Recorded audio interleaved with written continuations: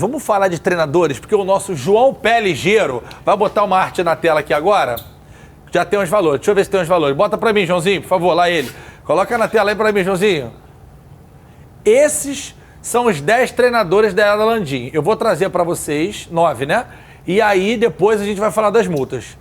Abel Braga, Jorge Jesus, Domenech, Ceni, Renate Gaúcho, Paulo Souza, Dorival, Vitor Pereira e Jorge Sampaoli. Vamos começar por essa primeira multa. Senhor João Pé Ligeiro.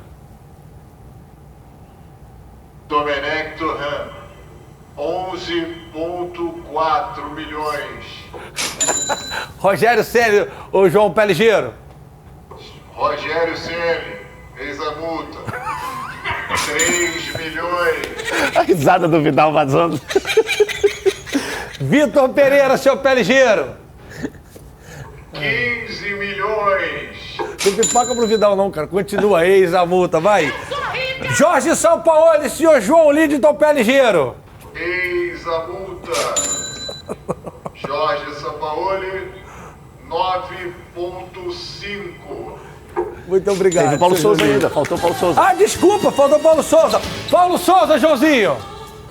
Acadêmicos de Paulo Souza, 7,7. Gente, aí você tá rindo, mas era pra gente estar chorando. Obrigado, João Lipton. Era pra gente estar chorando, cara. São 40 milhões. 40? Vamos lá. 11 mais 45, 15. 36 milhões. 30? 46. 45, 45, porque 46. ninguém é bom de matemática. O cara tá com a calculadora e errou. 46 milhões de reais só de multa, meus queridos. Podem ficar à vontade aí, ó, pra desabafar. Podem ficar à vontade. Cara, é uma coisa que, infelizmente, já é corriqueiro, né? Acho E que aqui a gente se tinha acabado habituou de a isso. renovar e pegar a luva. Não, isso E aí pilotou. esse caso a gente Eu acho que deveria houve, né? ter um programa específico para falar sobre essa decisão. Que é uma boa ideia, inclusive. Justamente, porque foi renovado o contrato e aí o Jorge Jesus decidiu ir embora, pelos motivos dele. Mas, infelizmente, se a gente parar para observar, eu acho que dessas escolhas aí, o Domenech, óbvio que teve a questão do Guardiola, 10 anos auxiliar do Guardiola, isso não significa nada, né? E a gente viu isso, viu que isso de fato não significa nada. Os outros treinadores, exceção ali ao Paulo Souza, que também muita gente não conhecia, o Vitor Pereira esteve aqui no Corinthians, mas são nomes que eram desconhecidos pra gente. E aí o grande questionamento, por que colocar uma multa tão alta assim? O Domenech até então não tinha feito nenhum trabalho de encher os olhos de quem acompanhava. O Paulo Souza era treinador da seleção da Polônia, que tinha sido eliminada na primeira fase da Eurocopa. Perdeu para a Eslovênia.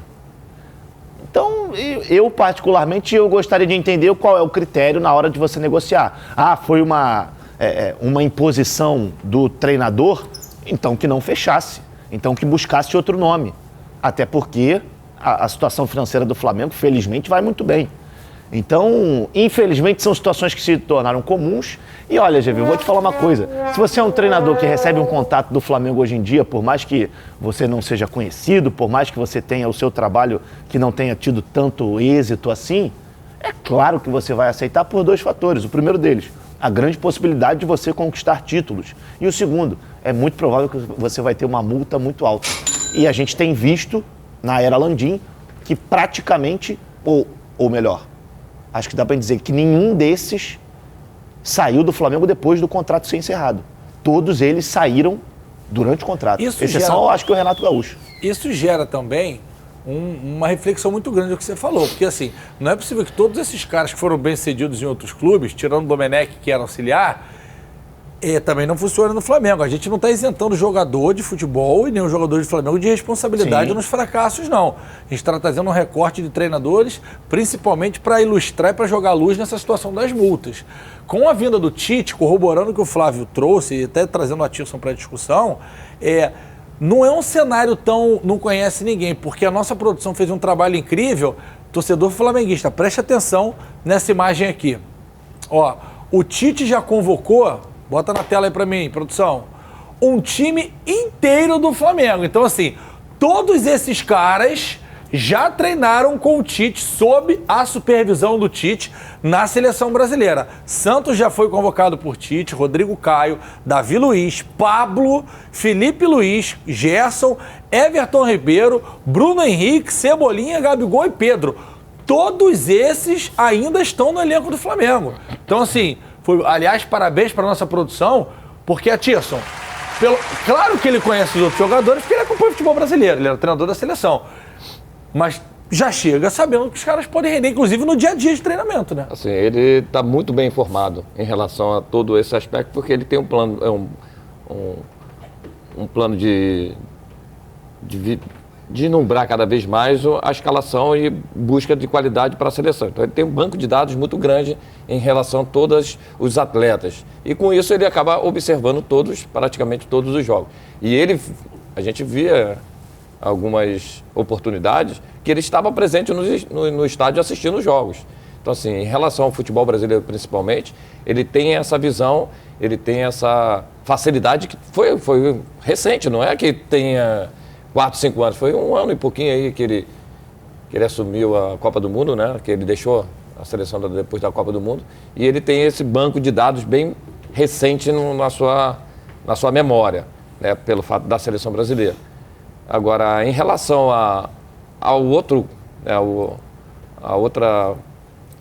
outro formato que a gente viu agora mesmo, vamos ser sinceros, se você é um dono de uma empresa, você tem que dar resultado à sua empresa.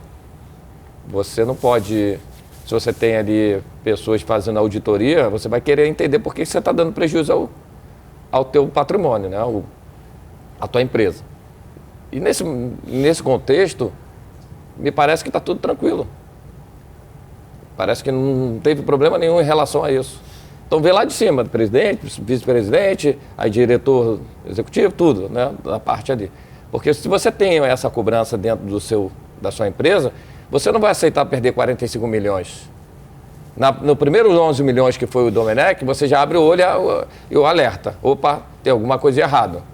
A coisa de errado será só o treinador? Aí entra exatamente o gestor, entra tudo ali. Vamos avaliar o quê? O elenco está dando resultado? Ou é o treinador mesmo? Você tem que fazer uma auditoria dentro do teu cenário de clube para entender o teu processo. Não é somente o treinador, não é somente os jogadores. Você tem que olhar todo esse processo da empresa. Então, assim, a empresa está dando errado desde lá de cima. Mas o problema, Tirso, quer dizer, o problema não, porque o futebol brasileiro sempre foi isso. Quando é estatutário é isso. Quando é SAF, e eu estou falando com um pouco mais de propriedade, porque quando eu joguei em 2010, 2011, 2012 em Portugal, já era SAF. Lá chama de SAD, que é desportivo, final, não é sociedade de futebol. Porque tem outros esportes. Por exemplo, Vitória de Setúbal, que era o time que eu joguei, tinha handball, tinha o estádio olímpico. Então, assim, não é só futebol, mas é empresa. Então, responde para alguém. Se no terceiro treinador, João, dá para botar de novo os treinadores? Se na sequência, primeiro, depois de JJ, né? Foi Domenech, aqui. Domenech, Rogério. Aí, aqui, de repente aqui, no segundo, o cara da empresa fala, opa, tem alguma coisa errada. Quando é estatutário, porque o Holandinho não vai se demitir. E ele é fechado com o Braz. Ele não vai demitir o Braz. Uma vez eu vi no Bem Amigos, Bigode, não sei se foi Muricy ou não sei se foi o próprio Abel falando. Não vou falar nome porque eu posso estar falando o nome errado, mas foi no Bem Amigos do Galvão. Tem uns bons 10 anos, falando assim, se você é o gestor, você contrata um treinador dá errado, 2, 3, 4, o problema é teu. Se a gente tem aqui, contrata um comentarista dá errado, 2, 3, 4, cara, tem que ver o que está acontecendo, sim, né?